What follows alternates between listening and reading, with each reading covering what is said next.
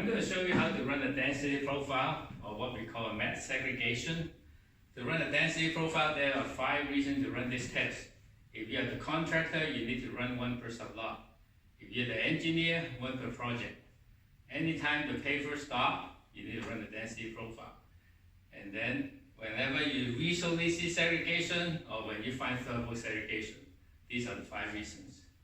So to run a density profile, if it's a random location, you just wait till the pavement's completed the compaction, the roller's gone, and then you just pick a random location to start. Or in a condition, if during the paving operation, the paver stops for more than 60 seconds, and we mark where the paver stopped, and then at the paver stop, we go back 10 feet. This is where we start our density profile. So first, we spray paint and mark the beginning of the profile. We make sure it's at least 2 feet from both sides of the edge. And then we measure every 5 feet, up to a total distance of 50 feet long. After we finish marking the location, we take our gauge, and then we need to start taking readings. But make sure we have to mark at least 2 feet from both sides of the edge. If we're using a nuclear gauge, we need to take 3 1 minute in backscatter mode.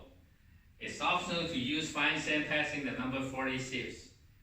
And every time when we take a reading, we need to rotate the gauge a little bit and take another readings. If we're using an impedance gauge, we just need to take 2 continuous reading instant, and that's it. After we finish taking the readings, we need to average out the set of readings, and then each individual reading has to be no more than 1 pound per cubic foot. When this done, then we move on to the next. Do the same thing, we move on to the next until we finish 11 readings. So this is how to run a density profile. But if we run into a situation, if we see a continuous streak of segregation, like the zigzag line here, so the way we do the density profile is, at the center line of that streak, you measure offset 2 feet from one edge, one side of the center, the streak. And then we go to the end of that streak, you offset 2 feet opposite, on the opposite side.